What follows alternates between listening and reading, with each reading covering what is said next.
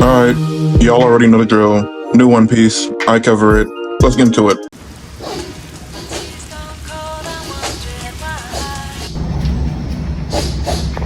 Oh, hey, bro.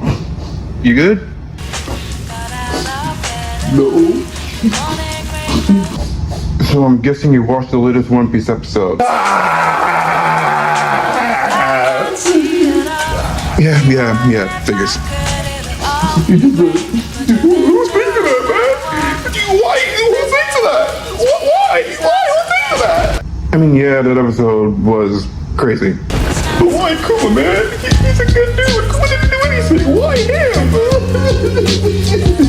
I mean, yeah, you got a point. Kuma didn't really do anything. But I mean, hey, someone had to take that pain. So why don't you snap out of that rut and get making this video? And cut this music off before we get copyrighted. Okay. The episode starts off at Baltigo, and we see the Rebs running around like chickens with their heads cut off, and they are requesting backup in Nessau's Blue. But Dragon and his men can't go, because apparently they're carrying some injured people from the Goa Kingdom. Man, you should have left them the wolves. They're gonna be alright.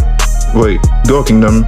Never mind, Sabo is there. Then Kuma pipes up and says that he'll go, but Eva tells him he can't go because he's been too reckless ever since the incident. But to be fair, I'd be kinda reckless too if the literal scum of the earth kidnapped my loved one. So he ignores everything that Eva said and blips himself to the South Blue. Then we cut over to this house, and people are getting bodied, and it looks like they're gonna die. But wait, look up at the sky! Is it a bird? Is it a plane? No, it's Kuma!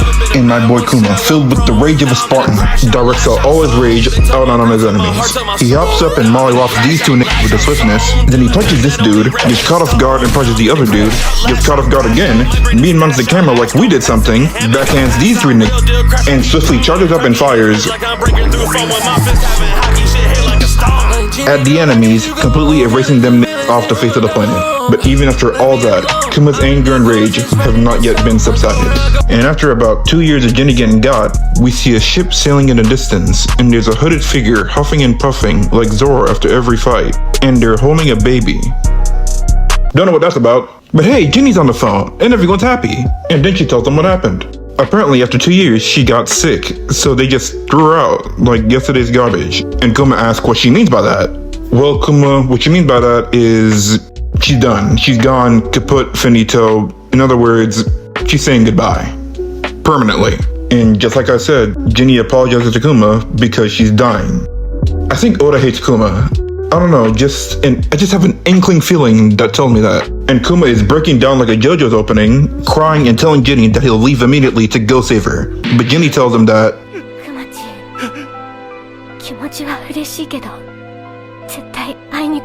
yeah, Kuma, you might want to take her word for it, cause she's not looking the most pleasant, is the nicest way I'll put that. Then Kuma puts it together on where Jinny could possibly be going, and he begins pushing Rev Fodder out the way as he's running throughout Baltigo.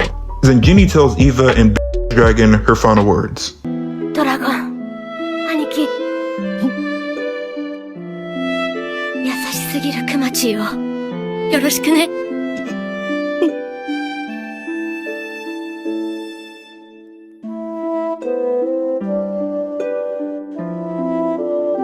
そしてクマチー。ずっと。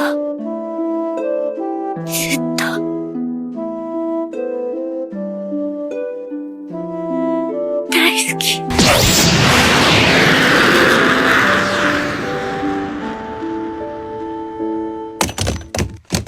I can't even make a joke about that. That's just sad. So we cut to Kuma traveling at the speed of light to Jinny's location. He's burning through the sky, yeah. 200 degrees, that's why I call him Mr. Fahrenheit. He's traveling at the speed of light. Jinny said he's gonna try and come save you. I'm not sorry. And as Kuma makes landfall in the Sorbet Kingdom with some smooth animation, he pushes past the old people and swings open the church's doors and sees the lifeless body of his woulda, coulda, shoulda, defa wife, Jinny. Alright, time to break down how she died. Basically, after 2 years, she gained the Crystal Gems version of an STD. And the conditions are, if she gets hit by natural light, a Discord mod's #1 weakness, her skin starts to harden and turn blue. But Jinny has resilience, determination, tenacity, all the above, because she protected baby Bonnie from hell and back to make sure she stays safe, even though she's dying. Man, Ginny top 5 moms in One Piece. And she ain't 5, 4, 3, or 2. And Kuma was nestling with tears in his eyes and sadness in his soul. He says, 安心してくれ。この子は俺が育てる。 Yes, Kuma does not become the stepfather, but the father that stepped up. And a perfect time to tell you that Kuma and Judge both share the same voice actor. That's pretty neat.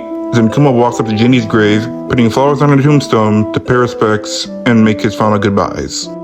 Okay, this episode is good. It's sad, it's depressing, all that, yeah. But it's not what I wanted. And I'll explain that at the end of the video. Yo! If you like what you're watching and you want to see more of it, hit like and subscribe. Alright, I'm done. Now back to the video. Now it's time for Kuma to be a dad, getting scolded by old people for not knowing how to feed a baby. He wouldn't know because he'd never been a dad. Bonnie roaming around because she's a baby. Bonnie taking her first steps and...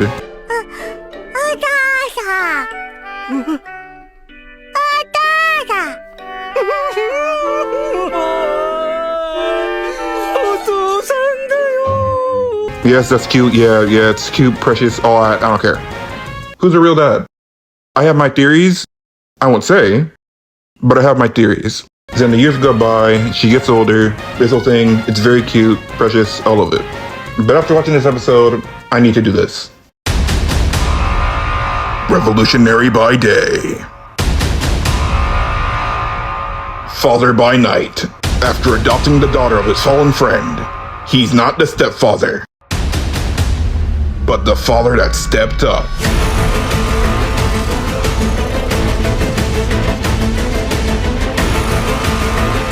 Bartholomew Kuma is the pacifista.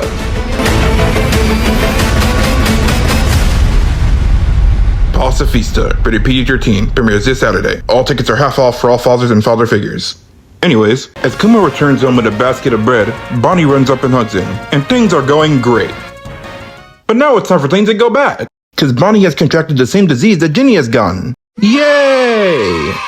So doctors across the island are trying and failing to figure out what Bonnie has. And as a result, Kuma decides to leave the Rebs to go find a cure. Anyways, we cut to 7 years later, and we see the shadowy demon child chasing children out of the church. And it's Bonnie at the age of 5. Yeah, 5. So to anyone who bought that figure and had her in your top 10 lists, 12's on the way, and I'm not talking about her age. But more importantly, this happened. I thought the whole point of the break was to stop censorship. Then these dumb little kids decide to pull her across, but apparently forgot they're in a church, so Bonnie hits them with a drop kick from heaven. Then she starts getting self-conscious about the stones on her face, cause you know, it's a disease. But Father of the Year Kuma tells her that they're jewels and that they're beautiful, and that's how she got her name, Jewelry Bonnie. Nice. Then Kuma asks Bonnie where would she like to go after she gets rid of her sickness, and she tells them it's about Sky Island. And the reason why is because it's closer to the sun, and... She said the N-word. Play the song.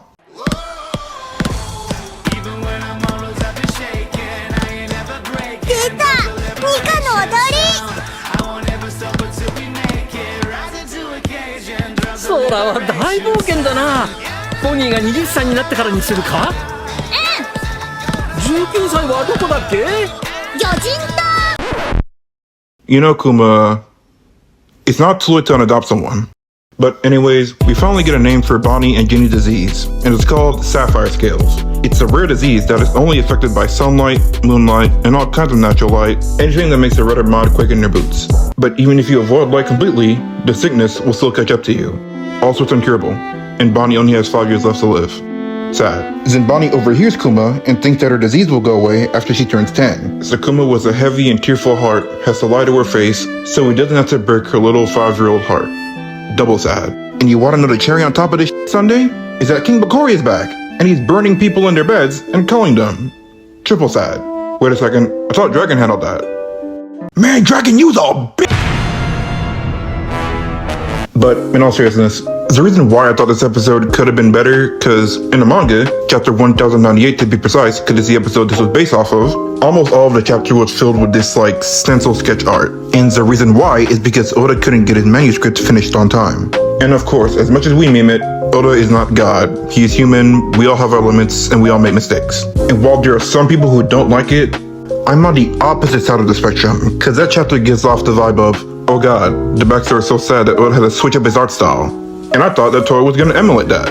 But thinking about it now, it wouldn't make sense to anime onlys. But would it still be cool? Yes. Would it make me cry harder than I already did? Also yes. But more importantly, I didn't think Oda had the balls to have Jenny get... You know what, CJ? Break it down for us. Niggas was out here getting capital R, lowercase a, capital P, parentheses E, my nigga. Cause you know good and damn well them don't believe in consent. You made it to the end of the video. Congratulations. Now like and subscribe for more content that you didn't ask for.